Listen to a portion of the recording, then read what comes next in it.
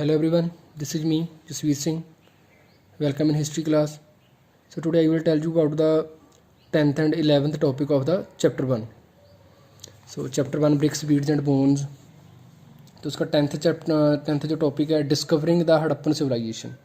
तो हड़प्पन सिविलाइजेशन को कैसे डिस्कवर किया गया. तो हमने इसके 9 जो टॉपिक हैं वो फर्स्ट 4 लेक्चर में डिस्कस कर लिए हैं, कवर कर लिए हैं.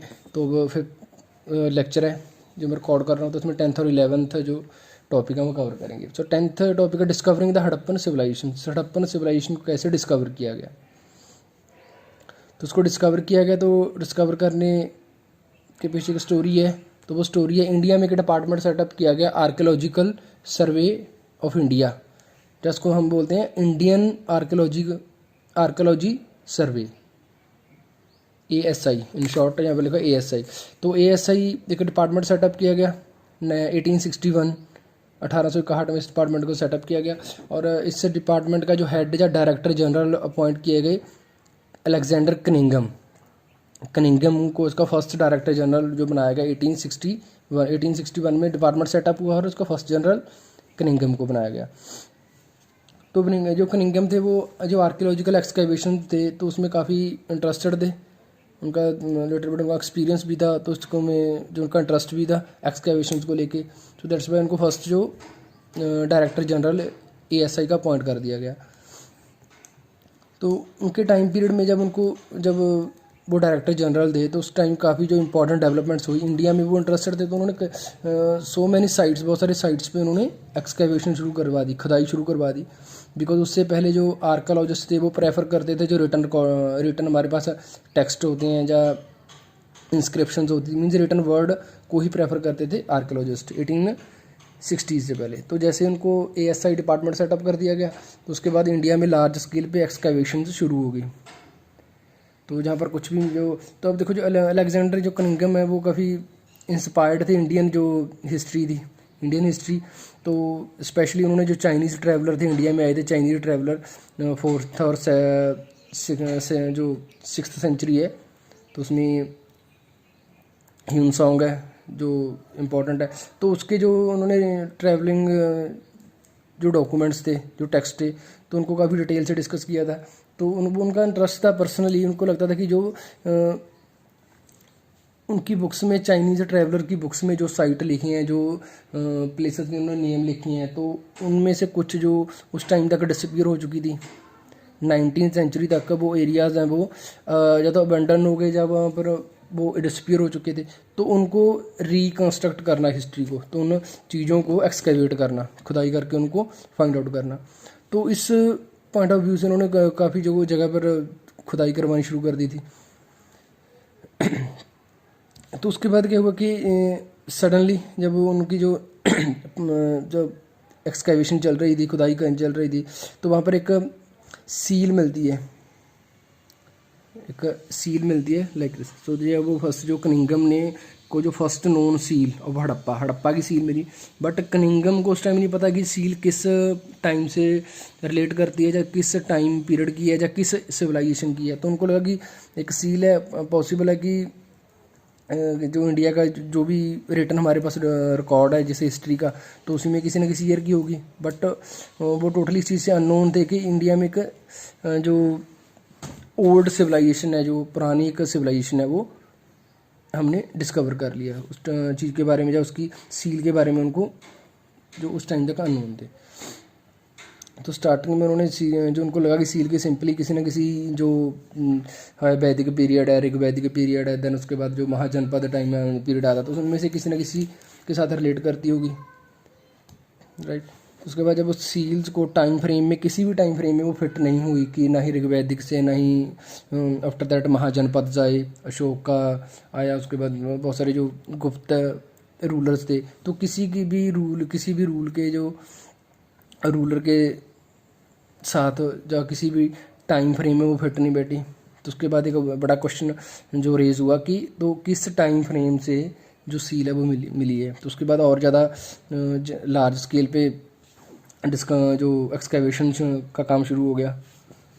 राइट। तो फर्स्ट जो इंडिया में हड़प्पा की जो सील मिलती है तो ये है, तो उसमें एक एनिमल है और ऊपर उसके ऊपर काफ़ी कुछ जो अपनी उन्होंने स्क्रिप्ट जो उनकी लैंग्वेज थी उस लैंग्वेज में काफ़ी कुछ ऊपर इंस्क्रिप्ट भी किया हुआ है, इंस्क्राइब किया हुआ सॉरी। नेक्स्ट सेकंड पॉइंट, तो उसमें 10.2 न्यू ओल्ड सिविलाइजेशन। एक तो हम नेक्स्ट जो एक्सकैवेशन हो रही थी तो किसकी तरफ इंडिकेशन दे रही थी, इशारा कर रही थी, वो इशारा कर रही थी न्यू ओल्ड सिविलाइजेशन। इंडिया में एक नई बहुत पुरानी सिविलाइजेशन मिली है जो इंडियंस के लिए पूरे वर्ल्ड के लिए न्यू होगी, बट एक वर्ल्ड की ओल्डेस्ट सिविलाइजेशन में से होगी, ठीक है। तो जब सब्सिक्वेंटली हम इस चीज़ों को डिस्कस करें, सील्स वर जब डिस्कवर्ड हुई हड़प्पा साइड पे, तो इसको किया गया था आर्कोलॉजिस्ट तो इंडिया के थे दयाराम सानी, हम इसको शॉर्ट में बोलते हैं DR सानी, दयाराम सानी, जो फर्स्ट 1921 में जैसे ही उन्होंने काम शुरू किया तो दयाराम सानी ने 1921 में ये हुआ था। तो उन्होंने बहुत सारी जो लेयर्स हैं उसकी अर्ली हिस्टोरिक लेवल जो हम जिसके हमारे पास सिर्फ वैदिक पीरियड के ही एविडेंसेस हैं, तो उसके ही रिटर्न हमारे पास टेक्स्ट हैं जहाँ जिसमें ऋग्वेद लिखा जाता है, ये कंसीडर किया था इसमें ऋग्वेद को फॉर्म किया गया, ठीक है ना। तो ऋग्वैदिक पीरियड तो उस टाइप के। तो फर्स्ट डिस्कवर साइट कौन सा था, हड़प्पा। सेकंड उसके बाद दयाराम सानी के बाद सेकंड जो एक अनदर आर्कोलॉजिस्ट थे, आर्कोलॉजिस्ट जिनका नेम है RD बैनर्जी, रखलदास बैनर्जी। तो उन्होंने सिमिलर सील कहाँ पे मिली, मोहनजोदाड़ो में। एक और उन्होंने और साइट जो डिस्कवर किया था, तो क्लियर है ना। तो इसमें आपको 1921 में जो फर्स्ट साइट था हड़प्पा मिला। देन 1922 नेक्स्ट ईयर हमें मिलता है मोहनजोदाड़ो। बैक टू बैक जो दो जहाँ पर अचीवमेंट्स, तो वहाँ पर भी सेम जो सील्स मिली, जो सील पहली फर्स्ट डिस्कवर्ड सील थी उसके सिमिलर थी। तो इससे एक चीज़ क्लियर होगी कि एक सिविलाइजेशन है जो काफ़ी लार्ज एरिया में जिसका स्प्रेड था, ठीक है ना। मीन्स हड़प्पा और मोहनजोदाड़ो का अगर आप उसको मैप पे उसको चेक करोगे तो नियरली उसके बीच में जो 1000 किलोमीटर के नियर अबाउट से ज़्यादा ही उसका डिस्टेंस है दो पॉइंट्स के बीच में। तो इतने दूर दो सिमिलर सील्स का मिलना क्लियर इंडिकेशन था कि सिविलाइजेशन है जो काफ़ी वाइडली स्प्रेड हुई थी, ठीक है ना। तो इन साइट्स के बाद 1924 में ऑफिशियली अनाउंस डिक्लेयर कर दिया गया कि इंडिया ने ऑफिशियली एक बहुत बड़ी जो ओल्ड सिविलाइजेशन मिली है तो उसको उस टाइम तक जब तक ये हम डिस्कस कर रहे हैं, जब इंडिया का फर्स्ट ऑफिशियल सील मिलती है हड़प्पा से, देन उसके बाद 1922 में मिलता है मोहनजोदाड़ो। तो उस टाइम तक इंडिया के जो डायरेक्टर जनरल थे वो चेंज हो चुके थे। फर्स्ट डायरेक्टर जनरल हमने डिस्कस किया कनिंघम को कब बनाया गया, 1861। तो उनका जो टाइम पीरियड था 1885 तक उन्होंने as a director general India में जो ASI में वो जो इसको सर्व करते रहे। देन 1901 में जो थर्ड बनते हैं डायरेक्टर जनरल, तो वो थे जॉन मार्शल। सो जॉन मार्शल 1901 में बने और उन्होंने 43 ईयर्स तक 1944 तक उन्होंने अपनी सर्विस देते रहे as a director general of ASI, archaeological survey of India के वो हेड अपॉइंट किए हुए थे। तो 1944 तक वो सर्व करते रहे। तो उनके टाइम पीरियड में इंपॉर्टेंट जो डेवलपमेंट्स हुई हैं, हड़प्पा भी उनके टाइम में डिस्कवर हुआ, उसके बाद मोहनजोदाड़ो, देन लोथल, कालीबंगा, तो जो भी मोस्ट इंपॉर्टेंट साइट्स हैं ऑफ हड़प्पन सिविलाइजेशन, तो जॉन मार्शल के टाइम में सब डेवलपमेंट्स हुई हैं। अब डेवलपमेंट के बारे में अगर, तो इसके बारे में एक कोट है कि जो Marshall left India 3000 years older than he had found. तो इंडिया जो मार्शल ने इंडिया को 3000 साल और पुराना फाइंड कर लिया, जो फाइंड आउट किया, जो उनकी डिस्कवरीज थी या उनकी डेवलपमेंट्स थी, तो उनके अकॉर्डिंग इंडिया जो इंडियन सब कॉन्टिनेंट या इंडियन सिविलाइजेशन है या इंडियन कल्चर है, तो अब 3000 साल ज़्यादा हम पीछे चले गए थे। पीछे चले मीन्स हम ये नहीं कि हम किसी न किसी हम लेसर डेवलपर नहीं हुए थे, मीन्स हमने बैक डेट में चले गए। इंडिया की जो सिविलाइजेशन है या इंडिया का कल्चर है और ज़्यादा रिच हो गया, कि इसमें एक और इंपॉर्टेंट और प्राउड मूवमेंट ऐड हो गई थी, तो वो थी हड़प्पा। मीन्स हमारा कि जो कल्चर है बहुत पुराना है, जो इंडियन कल्चर है, जो इंडियन सब कॉन्टिनेंट का कल्चर है, जो हमारे जो ट्रेडिशंस हैं, जो हमारे जो लैंड है, तो उसमें वर्ल्ड के जो ओल्डेस्ट सिविलाइजेशन हैं तो उनके कंटेम्प्रेरी हैं। तो जो जॉन मार्शल के बारे में कुछ उनके जब वो डायरेक्टर जनरल थे तो उन्होंने जो वर्क काम किया वो नो डाउट बहुत ही इंपॉर्टेंट और इंडिया के लिए एक इम्पॉर्टेंट वर्क था एक्सकैवेशन में। बट उसके बाद अब उनका देखो मोस्ट इंपॉर्टेंट जॉन मार्शल ने क्या किया। जॉन मार्शल को एक्सपीरियंस था working in Greece and Crete, तो वो इम्पॉर्टेंट था कि उनको एक्सपीरियंस भी था एक्सकैवेशन का। उससे पहले वो एक्सकैवेशन कर चुके थे ग्रीस में और क्रेट में, दो जो एरियाज़ में वहाँ पर फील्ड वर्क किया था, इसीलिए उनको कनिंघम से की तरह वो भी इंटरेस्टेड थे इन चीज़ों को स्पेक्टेकुलर जो फाइंड करने में। अब मार्शल को कहीं ना कहीं जब उन्होंने कहीं ना कहीं जो चीज़ें प्रॉपर उनसे नहीं हुई तो उसमें प्रॉब्लम आई, तो वो है हॉरिजेंटल यूनिट्स को लेके। जैसे जब उन्होंने चीज़ों को मेजर किया तो यहाँ पर आपको जो माउंड्स हैं, माउंड्स किस चीज़ का, हीप ऑफ ऑब्जेक्ट्स, किस चीज़ का ढेर जो होता है उसको बोलते हैं माउंड, ठीक है ना। तो माउंड्स तो यहाँ पर आपको जो माउंड्स हैं जो चीज़ें वो 3 लेयर में मिलेंगी, 1 2 और 3, 3 अलग अलग लेयर्स हैं। तो अब जब जो भी अर्थ की जो लेयर्स हैं, जब अर्थ में कुछ चीज़ किसी ऑब्जेक्ट की जब लेयर्स बनी होती है, अब जब स्टडी ऑफ लेयर्स या स्पेशली स्टोन लेयर, जब चट्टानों की लेयर्स की हम जब चट्टानों की परतें जो होती है तो उसकी स्टडी की जाती है, तो उस स्टडी को नेम दिया जाता है स्ट्रैटिग्राफी, उसको बोलते हैं स्ट्रैटिग्राफी। स्टाटा होता है किसी चीज़ की लेयर, जो स्ट्राटा होता है किसी चीज़ की लेयर, और stratigraphy means study of layers, specially earth या चट्टानों स्टोन्स की जब लेयर्स होती हैं तो उसकी स्टडी करना। तो यहाँ पर उन्होंने क्या किया, उन्होंने जो लेयर्स हैं लेयर्स को ignoring the stratigraphy of site and the mean that the artefacts recovered from the same unit were group together. तो उन्होंने जो इन चीज़ को इग्नोर किया, उनकी जो हॉरिजेंटल यूनिट्स को उन्होंने करना था उस चीज़ को इग्नोर कर दिया, साइड को स्ट्रैटिग्राफी लेयर्स को स्टडी नहीं किया प्रॉपरली। इससे उनकी जो हमारी जो इंपॉर्टेंट इन्फॉर्मेशन थी, हमसे जो इंपॉर्टेंट फाइंडिंग्स थी वो हमसे जो लॉस्ट होगी। हाँ जी, नेक्स्ट अब इसके बारे में जो John Marshall as a director general India में काम करते 1901 से लेके 44 तक, मीन्स 43 साल तक वो इंडिया में as a director general of ASI काम करते रहे। अब 10.3 में आता न्यू टेक्निक्स एंड कुछ क्वेश्चन, तो उसमें आता है कि अब REM व्हीलर वो इंडिया के नेक्स्ट डायरेक्टर जनरल बनाए गए ASI के। तो 1944 में एज आ इंचार्ज या डायरेक्टर जनरल उनको अपॉइंट किया गया। तो उन्होंने इस चीज़ को रेक्टिफाई किया कि इंडिया की जो प्रॉब्लम थी, इस प्रॉब्लम को रेक्टिफाई किया कि हाँ जो इंडिया में जो स्ट्रैटिग्राफी को इग्नोर किया गया या उसको प्रॉपर नहीं किया गया, तो उससे इंडिया का लॉस हुआ है। तो उन्होंने न्यू टेक्निक से काम करना शुरू कर दिया। तो उन्होंने स्ट्रैटिग्राफी को इग्नोर किया गया था उसको उसके ऊपर वर्क करना शुरू कर दिया। तो वो एक्स आर्मी ब्रिगेडियर थे, तो उन्होंने मिलिट्री प्रिसीशन को लेके प्रैक्टिस जो काम करना शुरू कर दिया। Means military precision means like जैसे किसी चीज़ को हम बड़े एक्साइटमेंट के साथ या जोशो खरोश के साथ उसको एकदम बड़ी तगड़े प्लान के साथ उसको चीज़ों को करना शुरू कर दिया आर्कियोलॉजी में। अब जो सबसे पहले उन्होंने चीज़ें डिस्कस जो की तो वो पॉइंट्स के बारे में कुछ इंटरेस्टिंग पॉइंट है, न्यू टेक्निक्स और क्वेश्चन क्या है। फर्स्टली तो जो हड़प्पन सिविलाइजेशन है उसका जो इंडिया की करंट जैसे फ्रंटियर है, अब इंडिया के बॉर्डर हैं, जैसे इंडिया और पाकिस्तान का जो पुराना बॉर्डर था 1947 से पहले, तो उन बॉर्डर के साथ उसका कोई रिलेशन था हड़प्पन सिविलाइजेशन का। Harappan civilisation beyond the borders थी। तो करंट हमने इसका स्टार्टिंग में ही कर लिया था कि यूपी इसका जो ईस्टर्न मोस्ट पॉइंट है, वेस्टर्न मोस्ट पॉइंट इसका पाकिस्तान और ईरान बॉर्डर है, सुत का इंदौर, और उसका जो नॉर्दर्न मोस्ट पॉइंट है दैट इज़ अफ़गानिस्तान, जहाँ इंडिया में तो जम्मू कश्मीर में मांडा और अफ़गानिस्तान में जो उसका अफ़गानिस्तान और उसके बॉर्डर पे है शोर्तगाई। और देन इसका जब सदर्न मोस्ट जो पॉइंट बनता है दैट इज़ महाराष्ट्र में एक साइड है डैमाबाद।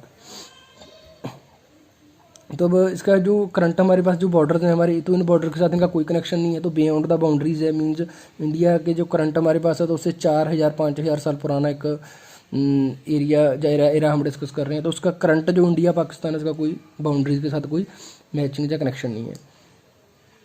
तो करंट आफ्टर पाकिस्तान, जैसे ही पाकिस्तान को क्रिएट किया गया, बनाया गया 1947 में, उसके बाद इसका मोस्टली मेजॉरिटी पार्ट, बड़ा पार्ट है जो हड़प्पन सिविलाइजेशन का, वो पाकिस्तान में चला गया। तो वहाँ पर उन्होंने अपने तरीके से, पाकिस्तान की गवर्नमेंट ने एक्सकैवेशन उसके ऊपर वर्क करना शुरू कर दिया। बट उसके बाद इंडिया में क्या हुआ, उसके बाद इंडिया में जो एक्सटेंसिव सर्वे किए गए, कच्छ गुजरात में किए गए, बिकॉज गुजरात में ऑलरेडी कुछ पॉइंट्स मिल चुके थे जैसे। तो उसके बाद जो जब पंजाब में किया, गुजरात के कच्छ में बहुत सारे सर्वेज़ हुए, ठीक है ना, हरियाणा में सर्वेज़ हुए। तो उसके बाद हमें क्या मिला, राजस्थान में कालीबंगा, गुजरात में लोथल, राखीगढ़ी हरियाणा में मिला। देन तो मोस्ट रिसेंटली जो मिलता है हमें 1960s के बाद, दैट इज धोलावीरा इन गुजरात। तो ये साइट्स काफ़ी इंपॉर्टेंट हैं। एक बार दोबारा रिपीट कर रहा हूँ, कालीबंगा राजस्थान में, लोथल गुजरात, राखीगढ़ी हरियाणा, धोलावीरा इन गुजरात।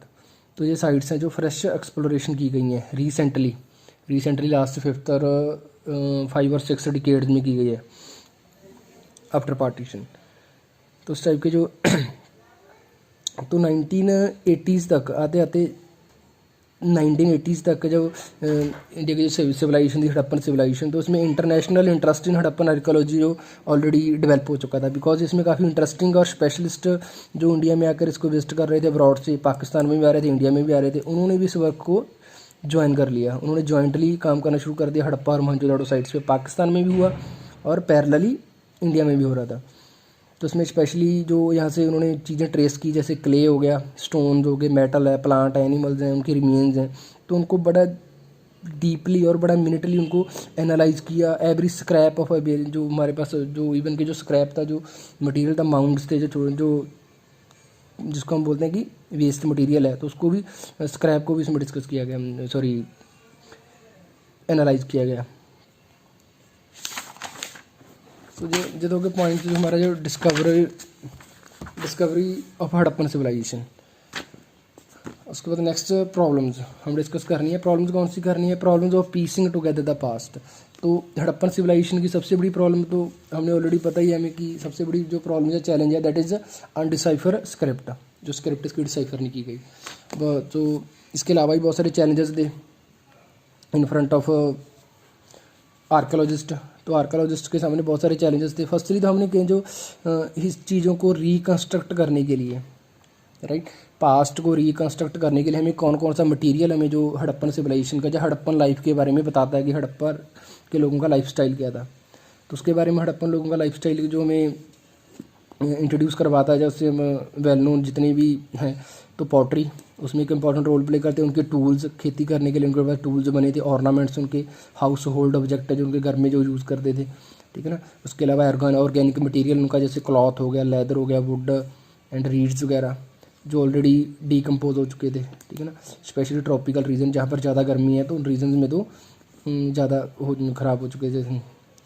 तो इसके अलावा but survivor stone, burnt clay and metal. तो सिर्फ जो चीज़ें सर्वाइव कर सकें, स्टोन्स, जो चीज़ें स्टोन की बनी हुई थी, बर्नट क्ले थी, वो भी अभी तक सर्वाइव कर रही थी, वो काफ़ी अच्छी हालत में, ठीक ठाक हालत में मिलती है। देन मेटल्स जो हमें अच्छी हालत में मिले हैं, बिकॉज क्लॉथ हो गया, लेदर हो गया, वुड हो गया, जो तो डीकम्पोज हो जाती हैं, तो उनको इनकी कंडीशन जो काफ़ी ज़्यादा अच्छी नहीं है, इनको भी हम स्टडी कर सकें। तो इन चीज़ों को क्लासीफाई कर दिया है, जो भी हमें फाइंडिंग्स, जो भी हमारी फाइंडिंग्स हैं, उन फाइंडिंग्स को जो दो चीज़ों में, 2 टाइप से हम क्लासीफाई करते हैं। एक तो पहला क्लासीफाई करते हैं टर्म्स ऑफ मटेरियल के टाइप से उनको क्लासीफाई करते हैं, जैसे स्टोन हो गया, क्ले है, मेटल है, बोन, आइवरी हो गया, ठीक है ना, हाथी दांत। तो इन चीज़ों को तो हम कर सकते हैं। तो सेकेंडली हम इसको कॉम्प्लिकेटेड जो टर्म्स है, टर्म्स ऑफ फंक्शन, कि जो चीज़ें हमें मिली हैं, जो मटेरियल हमें मिला है, तो उसके फंक्शंस क्या हैं, ठीक है ना। तो जैसे फॉर एग्जांपल, जब फॉर इंस्टेंस यहाँ पर हमें जो मिलते हैं टूल और ऑर्नामेंट, जो हमें आर्टिफैक्ट्स मिलते हैं, जो चीज़ें हमें मिली हैं, वो एक टूल है, जब जिसे बोलते हैं कि खेती करने के लिए या कुछ ना कुछ काम करने के लिए उसका वो टूल है, साधन है। जब वो ऑर्नामेंट है, एक बियरिंग ऑब्जेक्ट है, उसको पहनने के लिए हमारे पास है, तो टूल है जो ऑर्नामेंट्स है, ठीक है ना। तो 2 टाइप से। और समथिंग मीट फॉर रिचुअल बात है, जब कोई रिचुअली, जो उनके रिचुअल्स थे, उनके रीति रिवाज थे, तो उसमें यूज़ करते हैं। तो क्लियर है, चीज़ों को हम कैसे क्लासीफाई करते हैं, 2 कैटेगरीज में। एक तो in the terms of material, तो उसमें हो गया stone, clay, metal, bone and Ivory. और सेकेंडली हम इसको क्लासीफाई करते हैं in the terms of function, जो चीज़ें कैसे काम करते हैं, वो कैसे फंक्शन करती हैं। तो उसमें आ जाते हैं टूल्स आ जाते हैं और ऑर्नामेंट्स। थर्ड रिचुअल यूज़, कोई जैसे कोई रिलीजियस प्रैक्टिस करनी है, किसी ने कोई स्नान करना है रिलीजियस, या किसी ने कोई इस टाइप का, तो रिचुअल यूज़ के लिए तो चीज़ें यूज, तो उस टाइप से हम क्लासीफाई करते हैं।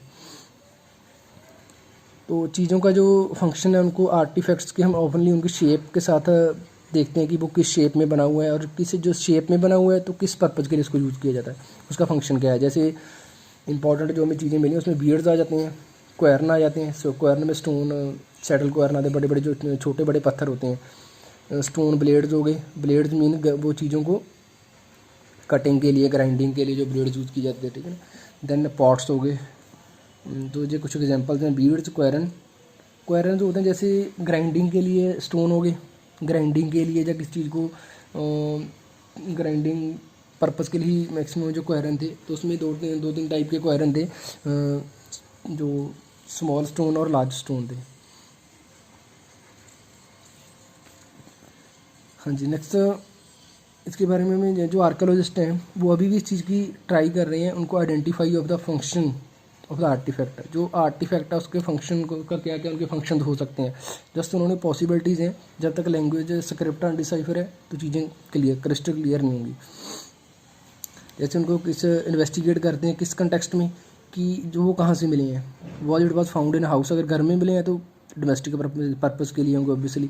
ड्रेन में मिले हैं तो उसके अकॉर्डिंग उसको देखते हैं कि उसका फंक्शन क्या होगा। ग्रेव में मिलते हैं मीन्स कबर में मिलते हैं, जब वहाँ पर सिमेट्री, जहाँ पर शमशान घाट है तो वहाँ पर मिलता है उसके अकॉर्डिंग। जब केलन में एक ब्रिक केलन, जहाँ पर ब्रिक्स बनाई जाती हैं, ईंटें बनाई जाती हैं, तो उसके अकॉर्डिंग। सो जो आर्कियोलॉजिस्ट थे तो उन्होंने इस टाइप से चीज़ों को डायरेक्ट और इनडायरेक्ट एविडेंस में जो उसी कंटेस्ट में इन्वेस्टिगेट करना शुरू कर दिया। तो उसकी कुछ और एग्जांपल्स हैं, जैसे जहाँ पर traces of cotton at some Harappan site के कुछ जगह पर कॉटन के ट्रेसेस मिले कि वहाँ पर कॉटन की प्रोडक्शन होती थी। तो to find out about clothing we have to depend on indirect evidence including depictions and sculpture. तो वहाँ पर कॉटन के जब कुछ एरियाज़ में मिले हैं तो उसके बाद ऑब्वियस है जब कॉटन होगी तो कॉटन के उन्होंने क्लॉथिंग भी, जब वहाँ पर क्लॉथ्स भी होंगे। सो क्लॉथ्स नहीं मिले बिकॉज क्लॉथ्स के हैं वो एक डिकम्पोजेबल ऑब्जेक्ट है, वो डिकम्पोज हो गए होंगे जल्दी। तो ये एक पॉसिबिलिटी है। तो उसके लिए हमारे पास इनडायरेक्ट मेथड है, जो इनडायरेक्ट एविडेंस है कि जब कॉटन है तो ऑब्वियस है वहाँ पर उनके पास क्लॉथ्स भी उसके बनते ही होंगे। ये एक पॉसिबिलिटी है जस्ट। जी सर, नेक्स्ट जो सील्स को लेके जो हमारे पास नेक्स्ट जो चीज़ें डेवलप होती हैं तो उसको फ्रेम्स ऑफ रेफरेंसेस के इस बेस पे जब हड़प्पन सील्स मिली हैं तो Harappan seal that was found couldn't be understand till archaeologist had a context in which to place it. जब तक आर्कियोलॉजिस्ट ने इन सील्स को स्टडी नहीं किया, डिटेल में इनको इसके ऊपर रिसर्च नहीं की गई कि किस कंटेक्स्ट में हमें मिली हैं, किस जगह से मिली हैं, तो उस टाइम तक इनका जो रिलेशन बनाना या इनका एक कनेक्शन बनाना कि किस पर्पज़ के लिए जो सील जो होती थी, तो उस टाइम तक उनको, तो उसको जब कंपैरिजन इसका किया गया मेसोपोटामिया से, जब इसका comparison with the finds in Mesopotamia भी सेम टाइप की सील्स मिली हैं। इट मीन्स मेसोपोटामिया और हड़प्पा में कनेक्शन था, मीन्स उनके बीच में पॉसिबल है कि ट्रेड होता हो, ठीक है ना, लॉन्ग डिस्टेंस ट्रेड जो दोनों का सिविलाइजेशन में होता होगा। नेक्स्ट प्रॉब्लम ऑफ इंटरप्रिटेशन को लेकर, अब इनकी जो लास्ट और जो प्रॉब्लम्स हैं दैट वाज इंटरप्रिटेशन। अब इंटरप्रिटेशन करने के लिए जो आर्कियोलॉजिकल इंटरप्रिटेशन है तो उसके लिए एविडेंसेस चाहिए, उसको रिकन्स्ट्रक्ट करने के लिए। स्पेशली जितने भी हमें ऑब्जेक्ट्स मिलते हैं तो उसकी जब उनको चीज़ें क्लियर ना हो तो उसको हम एक उसकी पॉसिबिलिटी या उसके एस्टिमेट्स बनाए जाते हैं कि पॉसिबल है कि रिलीजियस प्रैक्टिस के लिए होती हो। तो जहाँ पर एक जो टेराकोटा उनकी जो फिगरीन है, तो जिसको ये टेराकोटा फिगरीन है, एक लेडी है, लेडी का स्टैचू है।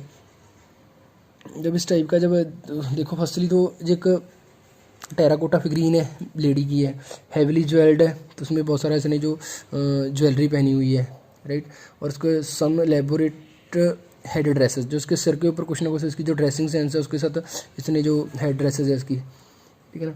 तो इस टाइप का जो जब इसके बारे में कोई हमारे पास एविडेंसेस नहीं है कि, तो उसको जो आर्कियोलॉजिस्ट हैं उन्होंने स्टडी की, उसका तो फाइनली उन्होंने इसको कि ये किसी न किसी डेटी की फॉर्म में लोग इसको वर्शिप इसकी करते होंगे, पूजा करते होंगे, तो उसको मदर गॉडेस जो मदर गॉडेस का जो दिया गया, ठीक है ना। तो नेक्स्ट यहाँ पर सेम जो कुछ आपको जैसे प्रीस्ट किंग का कंसेप्ट है, प्रीस्ट किंग का कंसेप्ट कहाँ से आया, तो नीचे जो आपको जो सील है, तो यहाँ पर इसको प्रीस्ट किंग का जो स्टेटस दिया गया, ठीक है ना। तो ये एक स्टैंडर्ड जो पोस्चर में बैठा है, तो उसका जो एक हाथ जो पूरी नहीं है, और इस साइड इसने अपनी नी जो उसके नी है उसको वापस उसके ऊपर प्रॉपर जो अपनी आर्म रखी हुई है, और उसके चारों साइड इसके क्या है, चारों साइड इसके एनिमल्स हैं। तो ये भी किसने जो सील है इसको बोलते हैं प्रोटोशिवा सील। प्रोटोशिवा मीन्स जो शिवा की हमारे पास जो फॉर्म मिलती है, या उससे पुरानी फॉर्म में भी जो शिवा होंगे, जो प्रोटोशिवा सील इसको नेम दिया गया। तो ठीक है, इस टाइप से जो इंटरप्रिटेशन की प्रॉब्लम है, अब इसको इंटरप्रेट करना, या जो इसको इंटरप्रेट करना वो काफ़ी हद तक पॉसिबल नहीं है, बिकॉज इसके ऊपर कोई रिटन डिस्क्रिप्शन इसकी दी हुई है, और ना ही इसके बारे में कुछ जो मैटर हमें क्लियर करता है कि ये रिलीजियस प्रैक्टिस थी या कुछ और पर्पज़ के लिए था।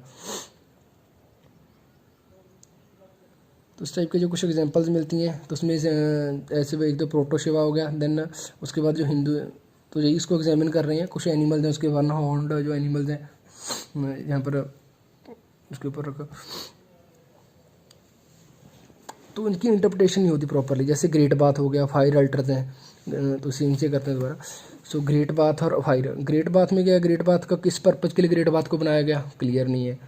तो उसके लिए हमने क्या कि इसको रिलीजियस प्रैक्टिस के लिए, रिचुअल बाथ के लिए यूज़ किया जाता था। उसके बाद फायर अल्टर्स हो गए, फायर अल्टर्स मीन जो आग के लिए वहाँ पर यज्ञ किए जाते होंगे, उसके लिए फायर अल्टर्स बने। कालीबंगा और लोथल में मिले हैं फायर अल्टर्स, राइट। तो जब हमने सील देखी है जो प्रॉपर यौगिक उसमें बैठा है प्रॉपरली, एक जो स्टैंडर्ड पोस्चर में, तो उसको हम नेम दे दिया प्रोटोशिवा। और वहाँ पर कुछ कॉनिकल स्टोन भी मिले हैं। नेक्स्ट जो कॉनिकल स्टोन मिले हैं उसको बोल दिया, क्लासीफाई कर दिया जाए लिंगा, कि वो लोग शिव की पूजा करते होंगे, और उसके साथ उसके जो शिवलिंग है उसकी पूजा करते थे। तो लिंग्स मिले हैं जो कॉनिकल स्टोन, उसको क्लासीफाई कर दिया। नेक्स्ट जो कुछ यहाँ पर आते हैं, तो प्रोटोशिवा सील्स हैं, तो उसको इस पैटर्न में फिट नहीं बैठता कि प्रोटोशिवा सील्स होंगी, बिकॉज ना तो वो ऋग्वेद में जो रुद्र को एक्सप्लेन किया गया, ना तो रुद्र के साथ मैच करता है, और ना ही शिवा के साथ मैच करता है, और ना ही रुद्र का ही, न तो जो रुद्र जिसको पशुपति है, जब Pashupati Lord of animals in the general and the cattle in particular, तो यहाँ पर कैटल नहीं दी हुई, पशुपति के साथ अगर हम इसको एक्सप्लेन करें जब पशुपति। तो बहुत सारे जो क्वेश्चंस हैं, तो लास्ट में जो इसको बहुत सारे जो स्कॉलर्स हैं वो सजेस्ट करते हैं कि एक शमन होगा। शमन कौन होता है, शमन जिसके पास मैजिकल पावर्स होती हैं, लाइक का तांत्रिक, जैसे कुछ तांत्रिक मैजिकल पावर्स होती हैं, जो मजिशियन टाइप का था। तो इन द लास्ट जो यहाँ पर आपको जो फोटो है, जो इसके लिए इसको बोलते हैं गेम्समैन और लिंगा। तो दो क्वेश्चन है कि क्लियर नहीं कि जो लिंग है, जो क्वेश्चन जो गेम्समैन है, किसी एक बोर्ड जो गेम्स होती थी बोर्ड गेम्स के लिए यूज़ करते थे, जहाँ उसको जो लॉर्ड शिवा थे, लॉर्ड शिवा का एज शिवलिंग इसको क्लासीफाई किया है। तो ये भी टिल नाउ क्वेश्चन ही हैं। उसके नेक्स्ट, तो जो आपकी टाइमलाइन काफ़ी आपके लिए इंपॉर्टेंट है। टाइमलाइन में जो अपने इसको एक बार कर लेते हैं। टाइमलाइंस में जो इंपॉर्टेंट आ जाते हैं इसमें टाइम एराज। सो लोअर पैलोलिथिक, मिडिल पैलोलिथिक और अपर पैलोलिथिक, तीनों को कंबाइन करके हम इसको बोलते हैं, तीनों को कंबाइन कर लिया, इसको बोलते हैं old stone age, Mesolithic, middle stone age, Neolithic, new stone age. तो इसमें एग्रीकल्चरिस्ट और जो पेस्टोरलिस्ट, तो इस टाइम में आगे मीन्स 10,000 10,000 साल पहले BC, 10,000 BC में हम खेती होनी शुरू हो गई, एग्रीकल्चरिस्ट या पेस्टोरलिस्ट, इस इरा में आके कल्टीवेशन होनी शुरू हुई है। उसके बाद आते हैं कैल्कोलिथिक। तो यहाँ पर कैल्कोलिथिक मीन्स यहाँ पर कॉपर का यूज फर्स्ट टाइम हुआ, तो उस सेंचुरी से इरा में हुआ 6,000 BC से लेके। उसके बाद हड़प्पन सिविलाइजेशन का टाइम आ गया। तो जो कैल्कोलिथिक है इसको हम कैल्कोलिथिक को एज अ ब्राउन्ज एज, जिसको हम ब्राउन्ज एज क्लासीफाई करते हैं। और लास्ट में 1000 BC से लेके जो उसके बाद चला वो स्टोन एज, बिकॉज इसमें आयरन के जो आयरन एज बोलते हैं, not stone age, iron age, because इसमें आयरन के जो आयरन इंट्रोड्यूस हो गया था, छोटे मोटे इसके जो टूल्स बनने शुरू हो गए थे। सो सेकेंड टाइम लाइन में इंपॉर्टेंट है, दैट इज़ तो इंडिया में जो चीज़ें हुई, अलेक्जेंडर कनिंघम ने हड़प्पन सील को जो मिली सबसे पहले 1875 में फर्स्ट हड़प्पन सील मिली, उसकी रिपोर्ट की गई। 1921 में फर्स्ट जो हड़प्पा मिला, MS श्रीवास्तव ने भी स्टार्टिंग की थी, बट यहाँ पर जो डिस्कवरी जिसने किया था वो था दयाराम सानी।